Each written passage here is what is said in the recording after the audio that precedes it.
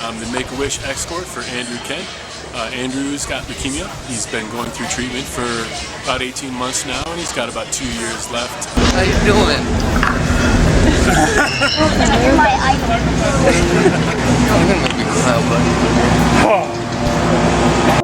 idol. Some stories about pediatric cancer don't just touch your heart, they inspire us by showing how children rise above their battles and make a difference in the world. Andrew Kent is not defined by pediatric cancer, but by how he chose to live despite it. A son who calls his mother a saint, a fighter who refuses to be broken, and an artist who turned pain into power through music. Welcome to a Hope for a Cure podcast. This is episode 8, Healing Through Music, the Andrew Kent story. Hey guys, welcome back to a Hope for a Cure podcast. I'm Latanya Morrison. And I'm Jason Collins. Jason, before we jump into today's episode, I just want to take a moment to share why we were so excited last week.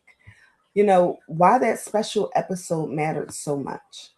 For the very first time, it truly feels like real change is within reach. Because the authority to make that declaration, it lies with the Secretary of Health and Human Services, Robert F. Kennedy Jr. And the fact that he made a pledge to Congressman Brendan Boyle to work with him to make this happen, that is major news for the pediatric cancer community. So I just want to share with everyone what this declaration means. When they declare pediatric cancer a national health emergency, it means faster funding, faster research, better treatments, and finally treating our children's lives with the urgency they deserve. So to every parent who has lost a child to this horrible disease, to every child fighting now, and to children who will fight in the future, we will continue putting our best fight forward to make sure that we get pediatric cancer declared as a national health emergency. This is how we fight. This is how we fight louder, faster, and with everything we have, because our children, they deserve it. You know, they deserve more than hope. They deserve action. They deserve urgency. And they deserve a future. They deserve to be seen, to be prioritized, to be given every possible chance to live a full life, a full, meaningful life. They deserve it all. And right now, they're not getting that. But we all need to realize that if our children fall, humanity itself will cease to exist. Wow, Tanya. That was incredibly powerful. And honestly, it's hard to even follow that because everything you said is exactly why we are here. You said it perfectly. And as we said it from the very beginning, this is no longer just about awareness. This is about taking the fight directly to pediatric cancer. It's about urgency. It's about action. And for me, being part of this conversation, it's a badge of honor.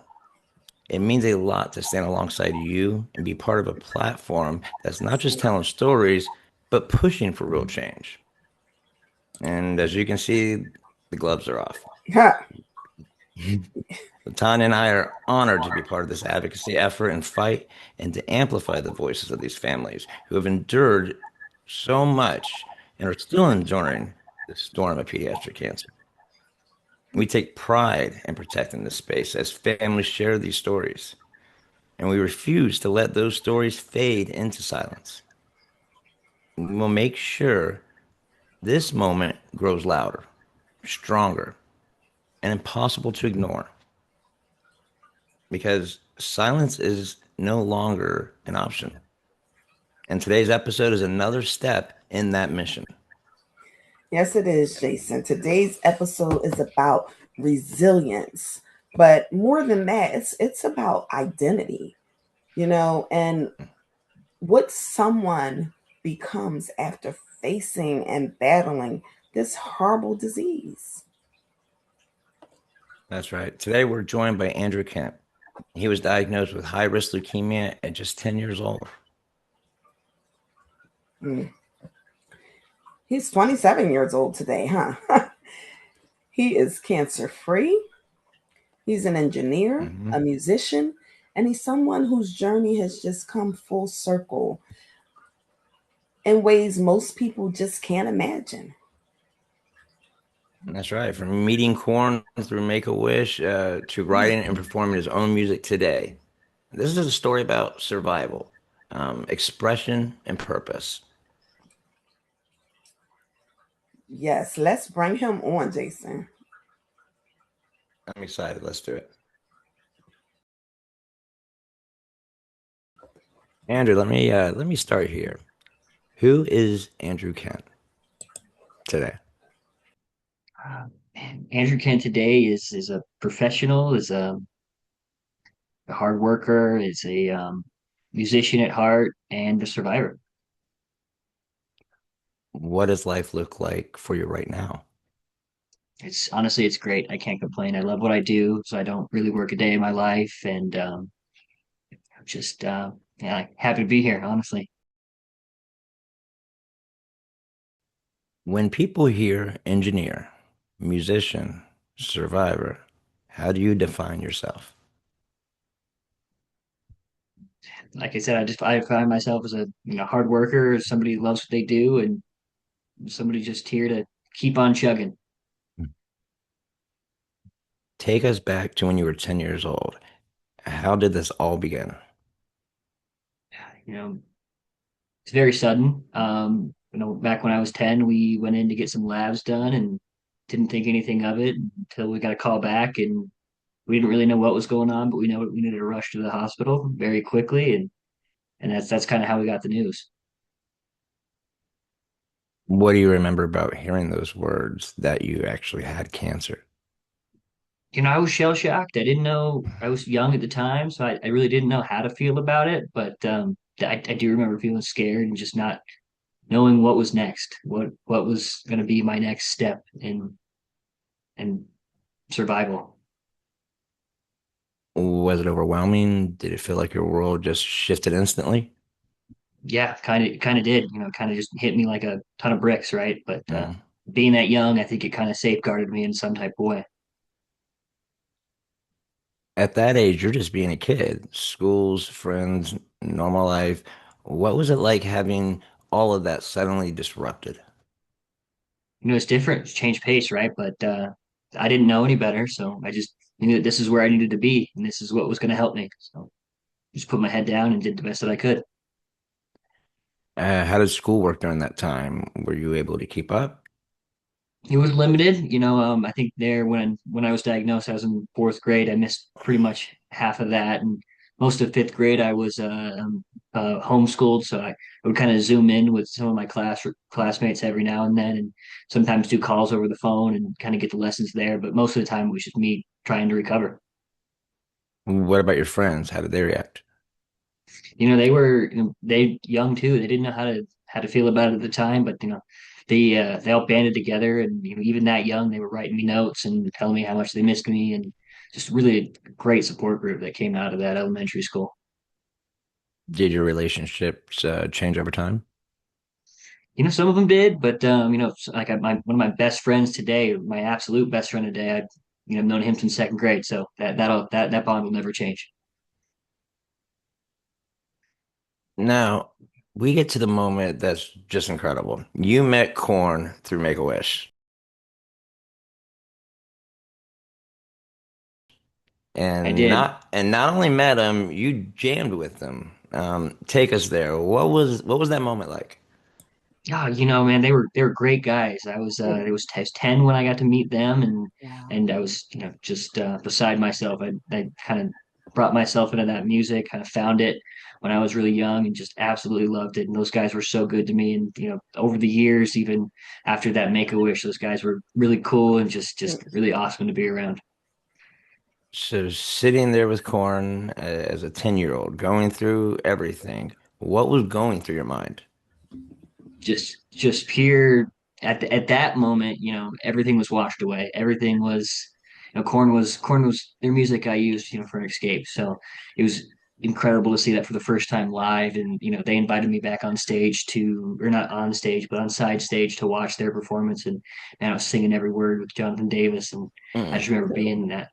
I remember thinking that this is the coolest moment. Nothing will ever be like this ever again. that is cool. Did it feel real, or did it feel like an escape from everything else happening in your life? Oh, yeah, it was surreal. So it was a little bit of both. It grounded me, but at the same time, it blew everything out of the proportion. Like all of my expectations just blown right out of proportion. It was absolutely incredible. And from what I understand and from what you were saying, it didn't just end there. You built a relationship over time. What did that turn into? A couple times, after that, they'd invite me back, and I do some meet and greets with them too. And but once that kind of fizzled out, I kind of just would buy meet and greets at the time, and then they would always remember me as the Make a Wish kid, and it was real fun to just kind of hash it back over with those guys. They're, like I said, they're really nice, so they're Right. down to earth for sure. Wow. What do your friends think about that? That's not something most kids experience. I mean, they always think it's super cool. I mean, a lot of my friends like that music too, but a lot of them didn't, and even the ones that didn't were like, "Wow, man, that's something not everybody gets to do, and that's super cool." Now, did that moment change how you saw yourself at all? I don't think so. I mean, I'm a pretty grounded person. I feel like so. And it definitely, let me escape, so I wasn't, thinking about anything else in the moment. So that helped.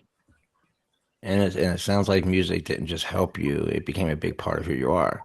How did Absolutely. music help you during your treatment?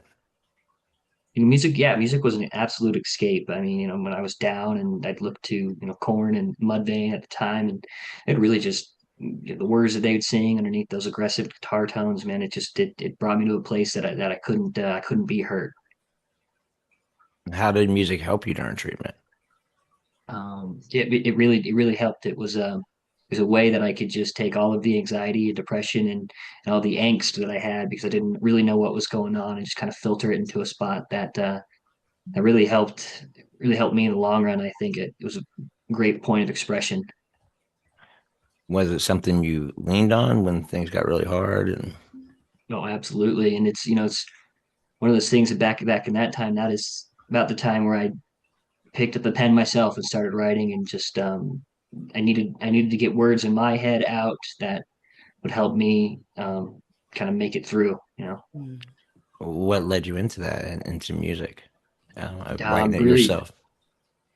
just being in that place, right? I mean, there's just unfamiliarness in where I was, and at the time, like I just being that young, it's something you don't quite understand until you grow up and look back on it. And I was kind of down and out a lot, and didn't know kind of how to be isolated from my friends, stuck at home a lot, so kind of developed this kind of lonely place, and the only way I could seem to get out of it was to listen to music and and know that somebody felt the same way somewhere.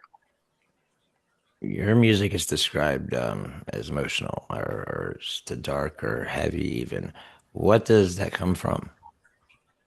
That comes from just you know I go back to that escape a lot because the escape is the most important thing, and it was the most important thing to me. I needed to find a place that wasn't where I was at, and music was exactly that. It was something I could just dive my head into and kind of developed a world around myself that wouldn't let me get hurt.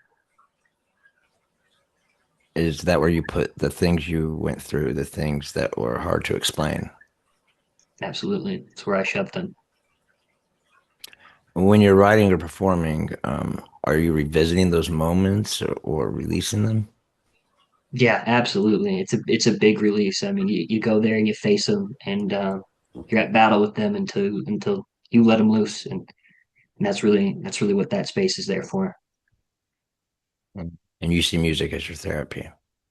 Absolutely, absolutely, 110%. It's something that I go to in a time of need, in a time of hurting, and something I'll never not go to. Now you're performing.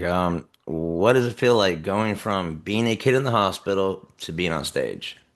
I haven't been on stage with my band in quite a long time. I'm actually looking for some people to join up, but yeah, I mean, last week I was on stage with one of my favorite bands, and it was absolutely a dream come true, and it's like I hadn't stopped doing that. It was absolutely just kind of like I had never missed a day in my life, and I can't wait to get back out there more, honestly. When people hear your music, what do you want them to feel? You know, I don't want them to hurt. That's the last thing I want, but I want them to understand that you can feel this way, and you can make it out of it. Another part of your story that really stands out. You went back to the same hospital you were that you were once treated and worked in the same floor on the same floor as an engineer. What was that like for you? Yeah, so years later, thankfully I work with this awesome company out here in Colorado, small engineering firm, and I do technology system design. And one of the projects that came up was seventh floor infusion at the hospital I was treated at, and it was definitely a full circle moment. Very cool. I jumped at the opportunity to be on that project and design that system for them, and it was really cool to go back there and do site walks, kind of very nostalgic, kind of a full circle moment to see some of the people that that were helping me. So it's great to kind of help the people that helped me in a way. And which hospital was this? This was Children's Hospital in Aurora, Colorado.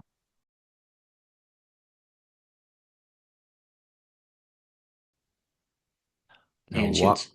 walking those same halls again, knowing what you went through there, what did that feel like?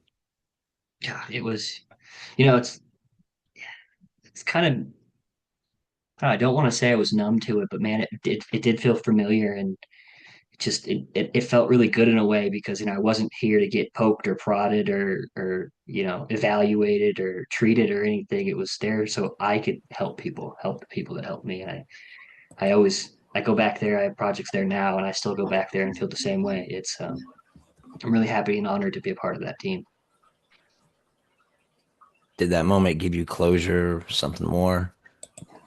Absolutely, closure and just it just feels good to be in there. Not as the not as the treated, but as the person who's helping.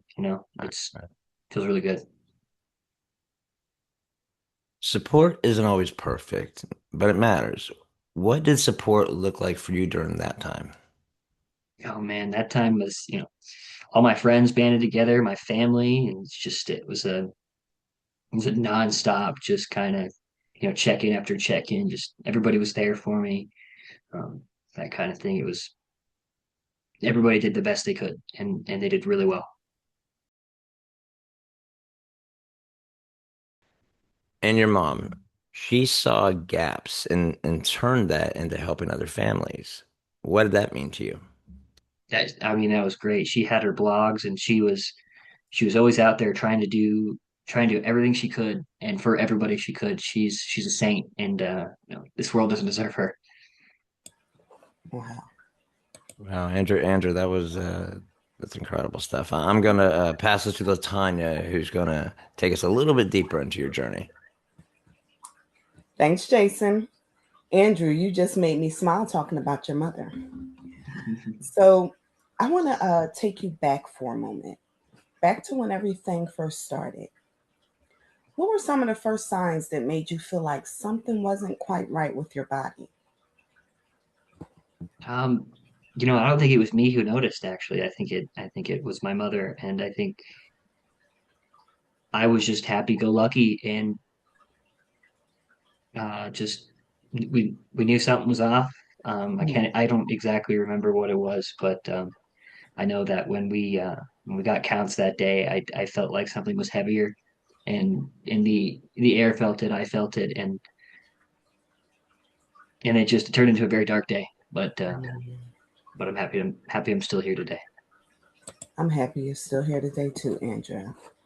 So, in talking about your treatment, as you went through your treatment, what were some of the hardest moments for you during that time?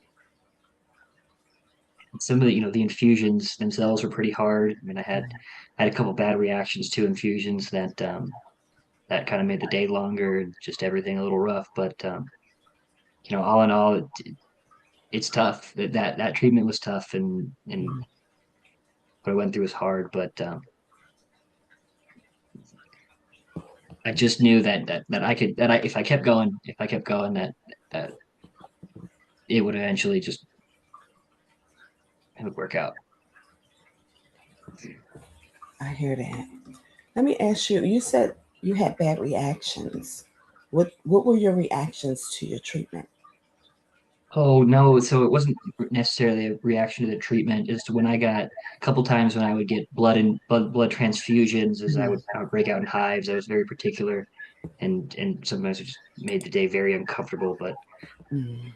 they were always able to take care of it and fix it very quickly and treated me very well. Andrew, children who are diagnosed with pediatric cancer are medically vulnerable. Can you share with us something that you experience that you feel people really don't understand about having cancer as a child? Yeah, I mean, you gotta be super careful about it, right? I mean, every little germ is kind of out to get you in a way, but we were known as the hand sanitizer family. We kept it everywhere, carried it Mhm. everywhere. So uh, we were we did everything we could to just kind of avoid anything like that. But yeah, super volatile, and it's kind of hard to get. You kind of live in a bubble for a long Mhm. period of it. It's hard adjustment. For you as a child going through all of that and being so young, what did that actually feel like? At the time, like I said, it just felt like life. But looking back on it, it feels heavy. It feels like I can't take today for granted. Mhm. Feels like I've gotta. It feels like I've gotta really enjoy what I have for what it is. Mhm. So, for all of the parents who are watching this show right now, whose child was just told you have cancer, we know how overwhelming and terrifying that moment is for them. But sometimes the magnitude of it all, we forget how scary it is for the child to hear those words. You know, so from your perspective, what would you want a parent to say to their child in that moment to just bring them comfort and strength? You know, look at the child and say, hey, things are gonna be rough for a little bit, but we can do this, and things are gonna get different, and things are gonna be hard, but the end is the end is soon, and we're gonna make it through it. Thank you for that. We don't get, you're actually the very first adult that we've brought on the show that has had cancer in the past. So, for the parents who are sitting in that moment, can you take yourself back to when you were 10 years old again and hearing that diagnosis? What were some of the fears or the thoughts that you had? You know, the ones that you were too afraid to say out loud, the ones that honestly a lot of the kids probably feel but don't always know how to express it.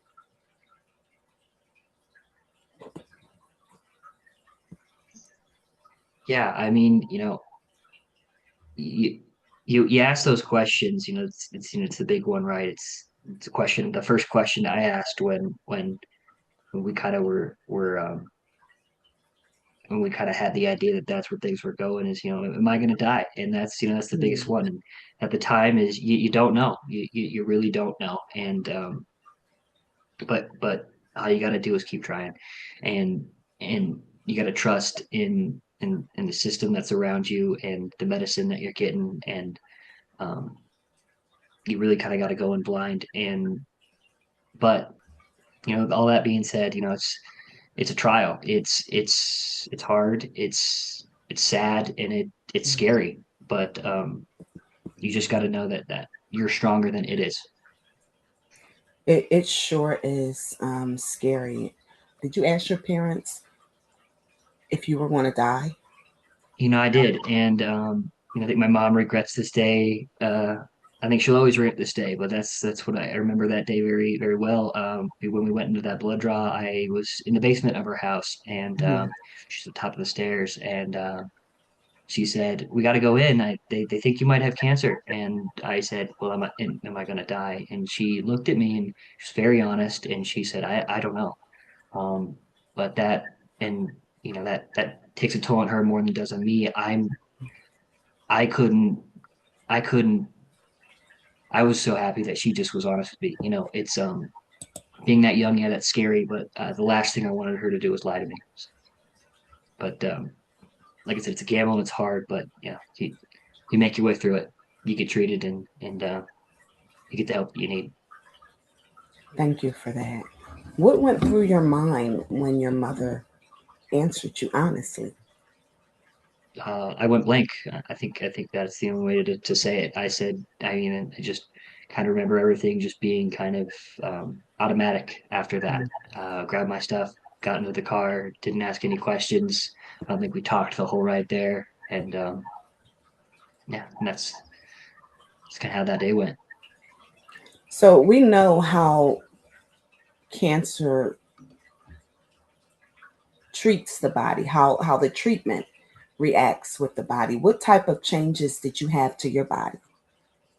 I got like I think it's I don't know if it's very most cancer patients can relate, but I got very very small, very skinny, and Mhm. lost all my hair, of course, and then I was doing what we called what did we call them? I had a couple weeks where we had like heavy doses of chemo, and I was on Mhm. prednisone a lot, so I got chunky in my Mhm. face and super bald, and sickly for sure. But still a trooper. They always called me the trooper. Aw. Trooping my way through it. Well, yes you are a trooper. You're still a trooper. Just coming on this show and sharing your most intimate thoughts just for the greater good of everyone else. We appreciate that. If you could give other children advice, because children are great in school, but sometimes children can be cruel too. What advice would you give, number one, to the parent of a child who has cancer, and also to parents on how to tell their child not to tease or bully children that have cancer and look different?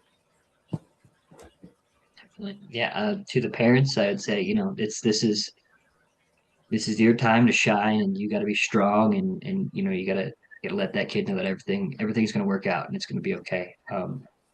And to the onto the bullying side is, you don't know everybody's story, you really don't, and you know what people are going through, and so some things are a lot worse than it may seem, and it's never good to judge anybody or make fun of anybody for anything, but picking on somebody who's weak is just not cool, and it's not something that should be taken lightly.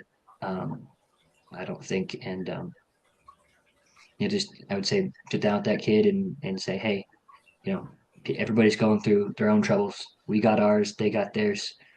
We just got to keep moving on and not bring anybody down because of it. That's wonderful advice. Thank you for that. Did you experience any of that?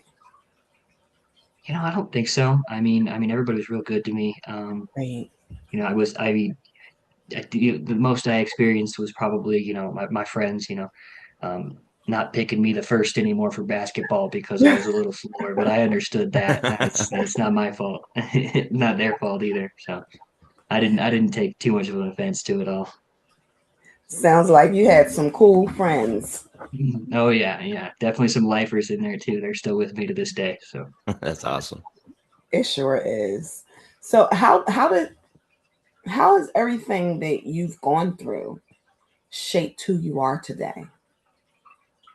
I think it's really turned me into who I am today. I mean, in every aspect of the meaning. I mean, I I think about that stuff every day. I still wear my scar for my Metaport Mm. right here. I got a tattoo over it that says "Better luck next time," like I'm fighting. So, uh, Oh, I like that. uh, it's just it's a part of me, and it's never not going to be a part of me. But you just got to live through it. Let's talk about that port because a lot of kids are really petrified of people going anywhere near that port. What was that like? Totally. Oh man, it was tough. I mean, it was a weird thing having one of those, right? It was you didn't know. I mean, I didn't know really what it was, and there's this weird little bump in my chest that gave me medicine, and everybody was super cautious over it, and I honestly I didn't know why, and until I accidentally yanked it by accident at one point, and I go, oh, that's why. Oh, Oh, But oh. we learned. wow. You didn't do damage to yourself, did you? No, not at all. It was a barely. I think I got kind of. I remember getting kind of caught in it, and it just kind of moved slightly, and it was just uncomfortable, but nothing happened. So you talked about your music and being part of the band. Do you play an instrument? Are you a Yeah. drummer? Tell us more So so about that. yeah. So actually, let me actually right here. I've got one. So I put out this CD. I don't know if you guys can see that in there. Yeah. So on that CD in particular, I did I recorded everything myself. It's a DIY project, so I did all the drum tracks, all of the bass, all of the guitar, and all of the Wow. vocals.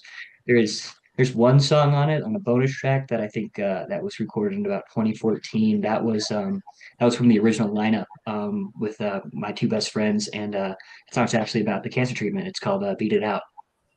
Wow. How can people Oh, get that CD? Like, where can they get your music from? So my music is available digitally on Bandcamp, and then it's free on YouTube.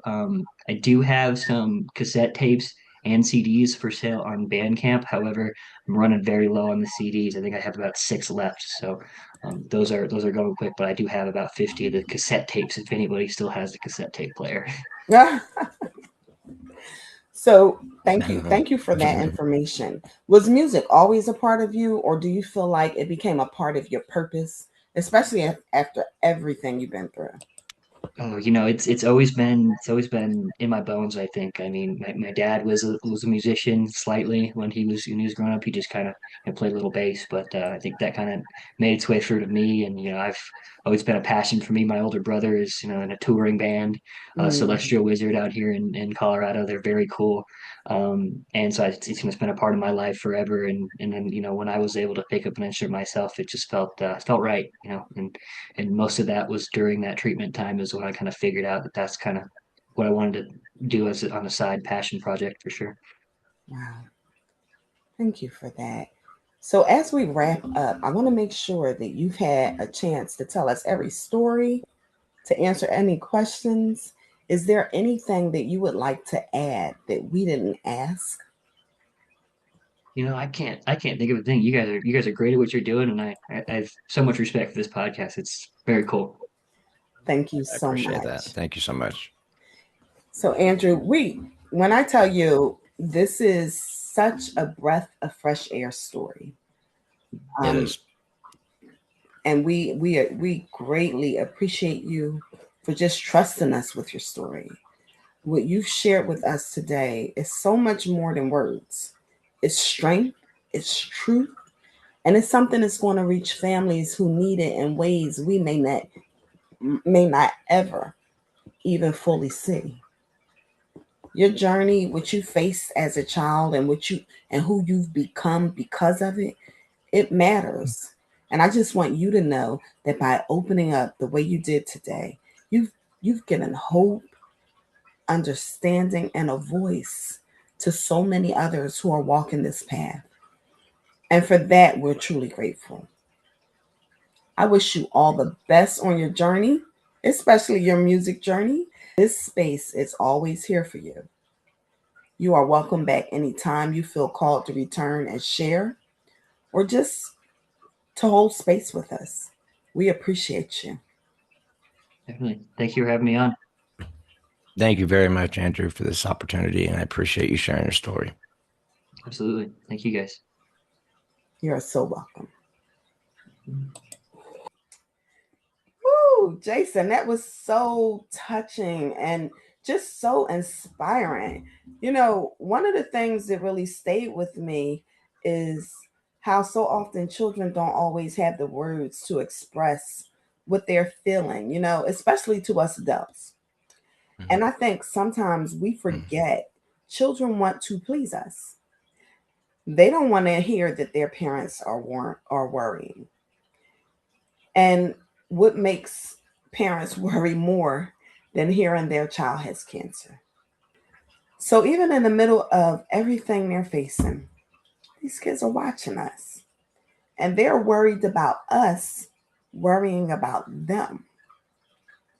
And sometimes I believe that causes them to put on a front, to act like they're okay, even when they're not. So to hear Andrew go back to that place, to that 10-year-old version of himself, and share those thoughts, the things he may not have said out loud that time, it was just incredibly insightful. And his story is not just inspiring, it's just a reminder of how much our children carry, even when they don't say a word. Yeah, and that's the part that really hits you because as adults, we think we're the ones carrying everything. But what Andrew shared reminds us that these kids are carrying so much too, sometimes silently. They're processing fear, uncertainty at the same time. They're trying to protect the very people who are trying to protect them. And that's a weight no child should ever have to hold. But what makes Andrew's story so powerful is that he gave a voice to those unspoken moments. Absolutely. The thoughts, the fears, the things that so many children fear or feel, but don't always know how to express. And I think for parents listening, that's the takeaway. All right. It's not just about hearing your child. It's about creating a space where they feel safe enough to share what they might otherwise keep inside. Mm-hmm. Because those conversations, they matter more than we realize. Jason, you are so right about that. And that's why creating this safe space is just so important. Yeah, and that's what makes a story so powerful. From diagnosis to corn to music to now stepping into his purpose as an engineer. It's a full circle moment. It's not just about what he went through, it's about who he's becoming. And that right there, Jason, is what hope looks like. Yeah, and as always, we give the superhero the last word. And as always, remember, we can all do more than hope for a cure. And with that, I say, later, Gators.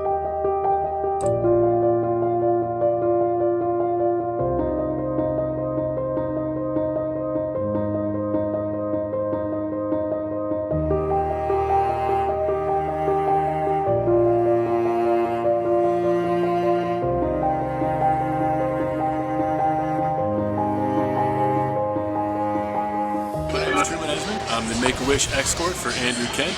Andrew's got leukemia. He's been going through treatment for about 18 months now, and he's got about 2 years left through his treatment, and is doing very well. It's really quite a big turnaround from where he was about a year ago. How you doing? You're my idol. You're gonna make me cry, buddy. We're here for Andrew's wish granted. All he wanted was to meet corn, and has been having a fantastic day so far. You ready to rock tonight? Yes, ma'am. Rock's ready to drink. Party! Oh, thank you. Don't get your dreads in the water. Yeah, I don't want to mess up the water. Excuse me, you guys want some? Did you get it? Want a monkey pick? Yes, I would love one. Thank you. Oh no! Thank you. Now it's worth 50 more cents on eBay, Andrew. At least. These are awesome. Good luck. Hope you guys have fun tonight. All kind of pyro and craziness. Awesome. All right, man. You enjoy tonight. We'll rock extra hard for you. Like 700 pounds. I'll see you up there, okay? Okay, cool.